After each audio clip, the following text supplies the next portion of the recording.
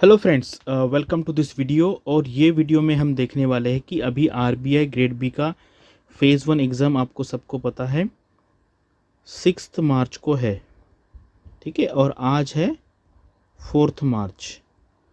तो अभी आपके पास 2 दिन है और ये 2 दिन में आपको क्या करना चाहिए, और जो एक्चुअल आपका एग्ज़ाम डे है ड्यूरिंग द एग्ज़ामिनेशन, यानी कि आपके पास जो 120 मिनट है उसमें आपको क्या करना चाहिए, ये मैं आपको इस वीडियो में बताने वाला हूँ। ठीक है, तो ज़्यादा टाइम नहीं होगा, मैक्सिमम 5 से 10 मिनट में लूँगा यहाँ पर, लेकिन these things are very important.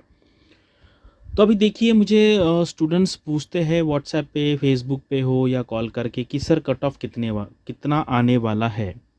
तो ये क्वेश्चन मतलब ऐसा है कि कोई भी नहीं बता सकता बिफोर एग्जामिनेशन। ठीक है, एग्जामिनेशन के बाद भी बताना मुश्किल है, लेकिन उस टाइम पे क्या है, हमारे पास कुछ डेटा होता है, फर्स्ट हैंड डेटा, यानी कि जो स्टूडेंट से मैं बात करूंगा या कुछ पोल कंडक्ट करूंगा, उसके बाद कुछ एक आइडिया आता है हमें कि इस रेंज में कट ऑफ हो सकता है। वो गलत भी आ सकता है, बराबर भी आ सकता है, लेकिन बिफोर एग्जामिनेशन इट्स इम्पॉसिबल।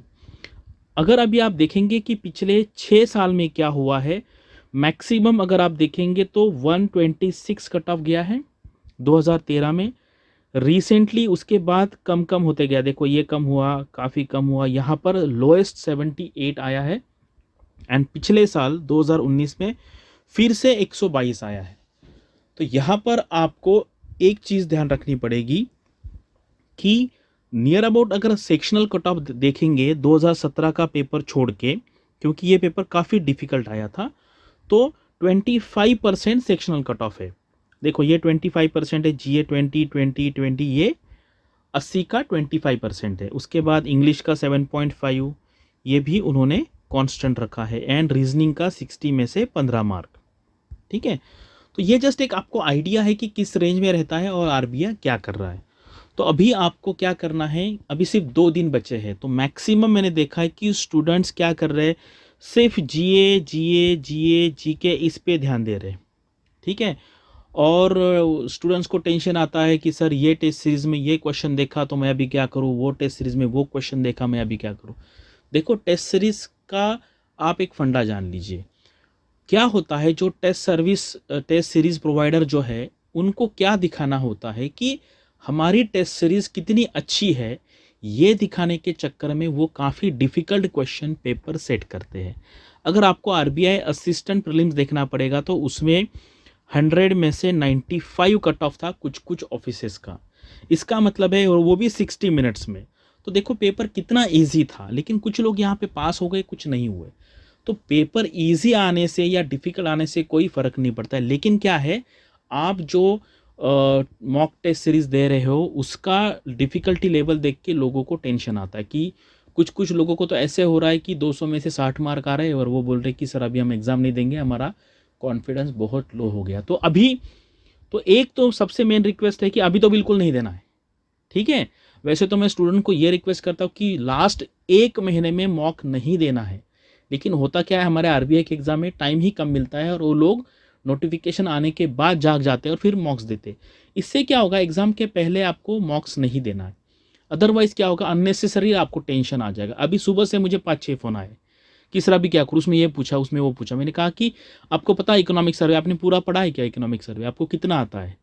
तो ये हमारे हाथ में नहीं है। लोग क्या करते हैं, इस पे ध्यान देते हैं, और जो आपका 120 मार्क का है, रीजनिंग है, इंग्लिश है, क्वांट है, ठीक है, 60-30-30, ये 120 मार्क को बिल्कुल ही ध्यान नहीं देते हैं।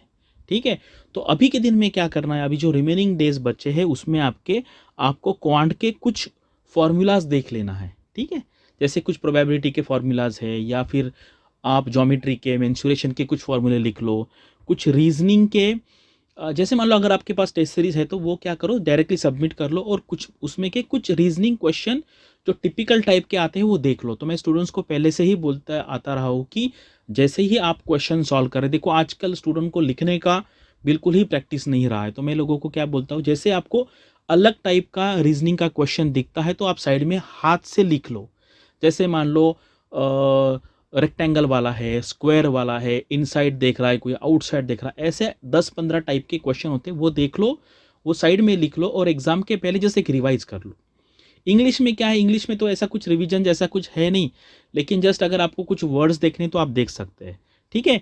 जीए और जीके के लिए क्या करना है, आपने पहले जो पढ़ के रखा है उसी को रिवीजन करना है। अदरवाइज लास्ट डे पे या लास्ट 2 डे पे आपको कुछ भी नया नहीं पढ़ना है। अदरवाइज क्या हो जाएगा, आपको नया कंटेंट दिखेगा तो आप डर जाएंगे, ठीक है। तो ये आपको प्रिकॉशन लेना है कि अभी कोई भी मॉक टेस्ट नहीं देना है, कोई भी नया क्वेश्चन सॉल्व नहीं करना है। क्वांट का रिवीजन कर लो, रीजनिंग के कुछ टिपिकल टाइप के जो सिटिंग अरेंजमेंट है या फिर पजल है उसके टाइप देख लो। एंड इंग्लिश में अगर आपको कुछ वर्ड्स देखते आ रहे हो आप उसको रिवाइज कर सकते हो, ठीक है। एंड जीए जीके में जो पहले पढ़ा हुआ है उसी को रिवाइज करो। अभी ये हो गया एग्ज़ाम के बारे में। दूसरा है कि आज के दिन, मतलब ये आपका 4 मार्च है, उसके नाइट को आपको अच्छी नींद लेनी है, 5 को भी अच्छी नींद लेनी है। यहाँ पर खाना भी नॉर्मल खाना है, यानी कि ज़्यादा हेवी वाला नहीं खाना है। ये बहुत इंपॉर्टेंट है, लोगों को समझ में नहीं आती ये बात, लेकिन क्या हो गया, अगर आपको पेट खराब हो गया, आपकी तबीयत खराब हो गई तो पूरा आपका एग्ज़ाम चला जाएगा। और जो आपका एग्ज़ाम सेंटर है 6 तारीख को, आपको कम से कम 60 मिनट्स पहले वहाँ पे पहुँचना है, ठीक है। वहाँ पे पहुँच के आराम से बैठो, अगर पढ़ना है तो पढ़ो, नहीं पढ़ना है तो मत पढ़ो, किसी से बात मत करो, ठीक है, किसी से बात मत करो। टेंशन आ गया तो फिर प्रॉब्लम हो जाएगा। अभी ये हो गया जनरल इंस्ट्रक्शन। अभी है आपका एग्ज़ाम का टाइम।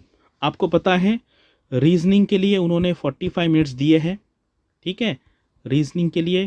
क्वांट के लिए 25 मिनट, इंग्लिश के लिए 30 मार्क्स क्वेश्चन के लिए 25 मिनट, एंड आपका जीए है 80 क्वेश्चन के लिए 25 मिनट, ठीक है। तो ये टोटल 120 मिनट हुए हैं। तो अभी आपको कोई मतलब पहले जैसे था कंसोलिडेट टाइम, आप यहाँ जा सकते हो वहाँ जा सकते हो, ऐसा कोई अभी सवाल नहीं है। तो अभी क्या करना है, क्वांट में, इंग्लिश में, जीए में, ठीक है। तो क्वांट और इंग्लिश में क्या है, आपके जो स्ट्रॉन्ग एरियाज़ है उसको पहले जाना है आपको, ठीक है। जैसे इंग्लिश है, इंग्लिश में किसी को पैराजंबल इजी जाता है, या फिर single filler double filler easy जाता है, या फिर वहाँ पे क्लोज टेस्ट हो जाएगा, या फिर आरसी हो जाएगा, उसके हिसाब से पहले कर लो। क्वांट में पहले इमीडिएटली आपको डीआई नहीं लेना है, ठीक है, पहले इंडिविजुअल क्वेश्चन लेना है, और जैसे ही आपका ग्रिप आ जाएगा बाद में फिर आपको जो डीआई वाले क्वेश्चन है वो बाद में लेना। और रीजनिंग में एक सबसे प्रॉब्लमेटिक एरिया रीजनिंग है। इसमें क्या होगा, नियर अबाउट 30 क्वेश्चन आपके सिंगल क्वेश्चन रहने वाले, एंड 30 क्वेश्चन ग्रुप्स में यानी कि केसलेट में रहेगा, जैसे पजल है या सिटिंग अरेंजमेंट है, या इस टाइप के जो क्वेश्चन है कि जहाँ पर आप अगर फंस गए तो आपको टाइम का पता नहीं चलेगा। इसीलिए पहले ये सिंगल 30 क्वेश्चन देख लो। जैसे मान लो किसी का सिलोजिज्म काफ़ी अच्छा है तो वो पहले देख लो, या ऑर्डर ऑफ रैंक्स यानी कि इनइक्वालिटी है वो देख लो, या फिर ब्लड रिलेशन है, या फिर वहाँ पे इनपुट आउटपुट हो सकता है, कोडिंग डिकोडिंग हो सकता है। तो आपको वहाँ पे जाके आपके जो कंफर्ट वाले क्वेश्चन है वो पहले देख लेना। तो सभी एरिया में पहले 50% क्वेश्चन अच्छी तरीके से कर लेना है, ठीक है, एवरी एरिया में, यानी कि 50% जो क्वेश्चन है वो पहले कर लेना है, और फिर बाद में आप डिफ़िकल्ट एरिया पे जा सकते हो। यहाँ पर बिल्कुल ही नहीं सोचना है कि यार पेपर इजी हो रहा है या डिफ़िकल्ट हो रहा है। देखो किसी को पता नहीं है कि दूसरे का परफॉर्मेंस कैसा है, ठीक है। आपके हाथ में क्या है, सिर्फ आपका पेपर है। और आपको देखो, जैसे स्टूडेंट पूछते हैं मुझे सर कट ऑफ कितना होगा, कट ऑफ के बारे में सोचना ये मुझे लगता है कि फेल्यूर माइंडसेट है। क्यों फेल्यूर माइंडसेट है, क्योंकि आरबीआई में प्रीलिम्स में 5000 लोग पास होने वाले हैं, ठीक है। तो कोई बोलेगा सर आपको नंबर कैसे पता चल गया, क्या है 15 के रेशो में नियर अबाउट लेते हैं, ठीक है। 322 सीट्स है, मैं सबके बारे में बात कर रहा हूँ, इसमें बाइफर्केशन मत कीजिए। तो ओवरऑल नियर अबाउट 4,500 से 5,000 लोग पास होने वाले हैं। और कट ऑफ के बारे में सोचना यानी कि ये 5,000 में से ये लास्ट कैंडिडेट के बारे में सोचना। और होता क्या है, जब आपको पता है जब भी हम कोई टारगेट सेट करते हैं तो हम टारगेट के थोड़ा सा नीचे आ जाते हैं। जैसे फॉर एग्जांपल आपको 4 बजे उठना है तो आप 4:30 बजे उठेंगे, आपको 5 बजे उठना है आप 5:30 बजे उठेंगे, 3 बजे उठना है तो आप 3:30 बजे उठेंगे। इसका मतलब क्या होता है कि हम टारगेट से हर बार थोड़ा नीचे रह जाते। तो इसीलिए बिल्कुल ही कटा बिटा मत सोचिए। ऐसा मान लीजिए 150 मार्क लाना है, या मैक्सिमम जितने मार्क ला सकते उतना मार्क लाना है आपको, ठीक है। और ये बिल्कुल ही मत सोचो पेपर इजी आ रहा है, पेपर डिफिकल्ट आ रहा है, बाजू वाला क्या कर रहा है, ये क्या कर रहा है। एक स्टूडेंट बोल रहा था सर मैंने बाजू वाले स्टूडेंट को देखा तो वो ऐसा सॉल्व कर रहा था फास्ट में तो मुझे टेंशन आ गया। तो मैंने कहा कि आप आजू बाजू मत देखो, सिर्फ आपके पेपर पे कॉन्सेंट्रेट करो, ठीक है। तो अभी मैंने क्या आपको बताया है कि यही चीज़ कीजिए। जीए में जो पहले पढ़ा हुआ है आपने उसको देख लीजिए, क्वांट में फॉर्मूला का रिवीजन कर लीजिए, रीजनिंग में कुछ टिपिकल 2-3 टाइप के पजल देख लीजिए, और इंग्लिश में अगर आपको वर्ड लिस्ट देखना है तो देख लीजिए। अदरवाइज इंग्लिश में ऐसा रिवीजन करने जैसा कुछ ऐसा बड़ा है नहीं। और जब आप क्वांट का क्वेश्चन सॉल्व करोगे तो होता क्या है, 80 में से आपने कितना भी पढ़ा हो, एक नियर अबाउट 40 से 50 क्वेश्चन में आप कॉन्फिडेंट हो सकते हैं कि यही आंसर है।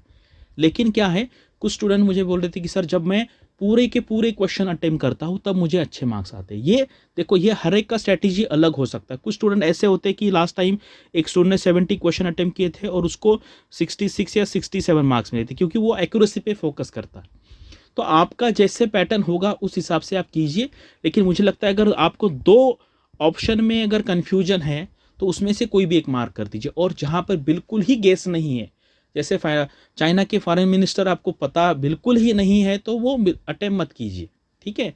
तो लेकिन स्टिल मुझे लगता है कि जीए में जो अटेम्प्ट है वो कम से कम 70 मार्क का होना चाहिए, ठीक है, कम से कम 70। ये जनरल ट्रेंड देख के मैं आपसे बात कर रहा हूँ, क्योंकि ज़्यादा अटेम्प्ट करेंगे, जैसे मान लो कि अगर आपका अटेम्प्ट ही 100 है तो उस केस में पास की प्रोबेबिलिटी है ही नहीं। तो इसलिए मैक्सिमम अटेम्प्ट करेंगे तो फिर आपका स्कोर ज़्यादा आने के चांसेस है।